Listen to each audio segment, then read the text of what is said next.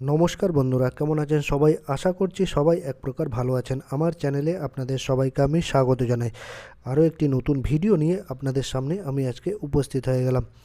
বন্ধুরা, আপনাদের মোবাইল যদি ফুল হয়ে গিয়ে থাকে, অর্থাৎ আপনাদের মোবাইলে ধরুন মেমোরি আছে, কিন্তু আপনারা ফুল থাকা সত্ত্বেও, অর্থাৎ আপনাদের মোবাইলের মেমোরি ফুল থাকা সত্ত্বেও আপনারা কোনোরকমভাবে কোনো ফটো সেভ করে রাখতে পারছেন না স্টোরেজে, বা কোনো ভিডিও স্টোরেজ করে রাখতে পারছেন না, সেভ করে রাখতে পারছেন না, কোনো ডেটা আপনারা সেভ করে রাখতে পারছেন না।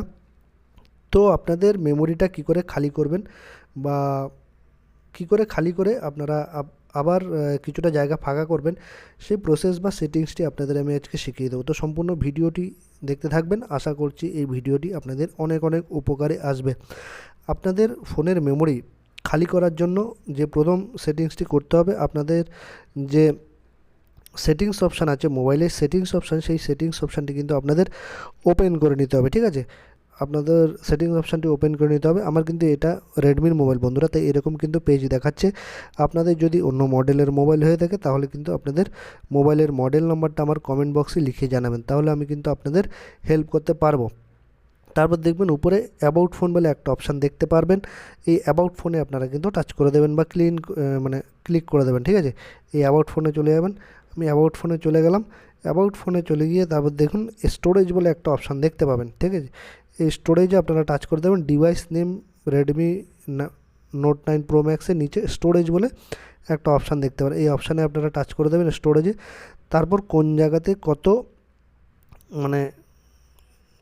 মেমোরি ইউজ হয়েছে সেটা কিন্তু এখানে দেখাবে। দেখুন প্রথমে অ্যাপস অ্যান্ড ডেটাতে 32.92 জিবি, তারপর ইমেজে আসে 2.9 জিবি, এরকম করে পুরো টোটাল ব্যাপারটা কিন্তু এখানে দেখানো আছে। কোন জায়গায় কতটা মেমোরি অকুপাই করে আছে, মানে কতটা মেমোরি খেয়ে নিয়েছে বা ইউজ হয়েছে, এইখানে সব কিছু কিন্তু এখানে দেখানো আছে। ঠিক আছে, তারপর এই নিচে এটা দেখে নেবেন আপনারা কোথায় কোন জায়গায় কত মেমোরি কিন্তু লেগেছে। তারপর আপনারা নিচের দিকে একটা অপশান দেখতে পারবেন, free storage, free up storage. এই ফ্রি আপ স্টোরেজে কিন্তু টাচ করলে আপনাদের কিন্তু যে অপ্রয়োজনীয় ফাইলগুলো আছে সেগুলো কিন্তু ডিলিট হয়ে যাবে। এই ফ্রি আপ স্টোরেজে আপনারা টাচ করে দেবেন।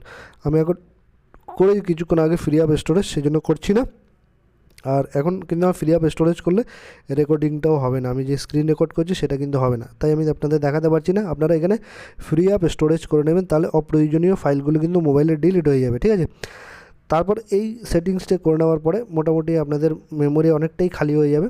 ঠিক আছে, আপনারা মোটামুটি প্রয়োজনীয় ফাইল বা ফটো বা ভিডিও আপনারা কিন্তু সেভ করে রাখতে পারবেন এই জিনিসটা করে নেওয়ার পরে। তারপর আরও একটা সেটিংস আপনাদের দেখিয়ে দিচ্ছি। ব্যাক করে আবার চলে আসবেন।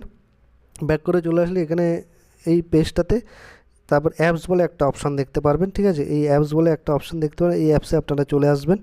ঠিক আছে, অ্যাপসের মধ্যেও কিন্তু অনেক অপ্রয়োজনীয় ডেটা লুকিয়ে থাকে। ঠিক আছে, আমি অ্যাপসে টাচ করে দিলাম।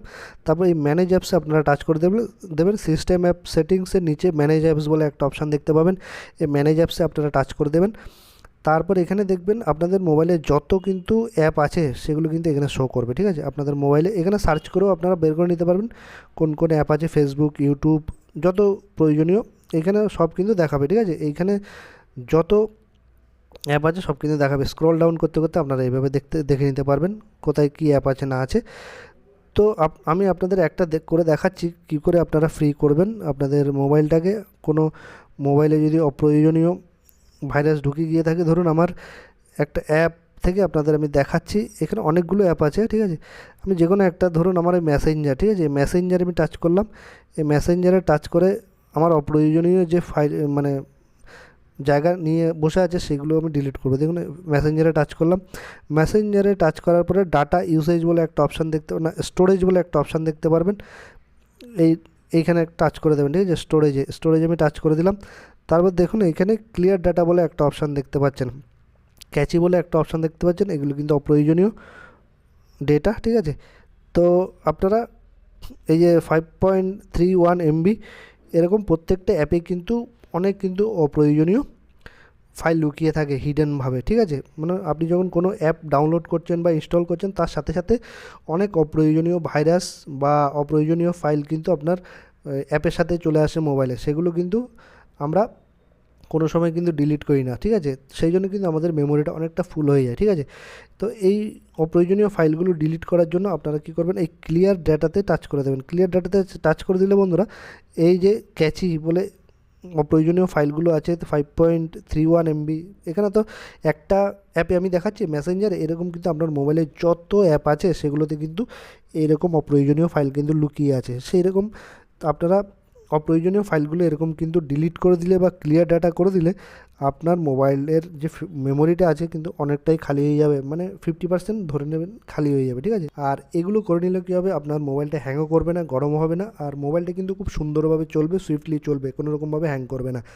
তো আশা করছি বন্ধুরা এই ভিডিওটি আপনাদের অনেক অনেক উপকার এসছে। যদি ভিডিওটি ভালো লেগে থাকে লাইক শেয়ার সাবস্ক্রাইব অবশ্যই করে দেবেন বন্ধুরা।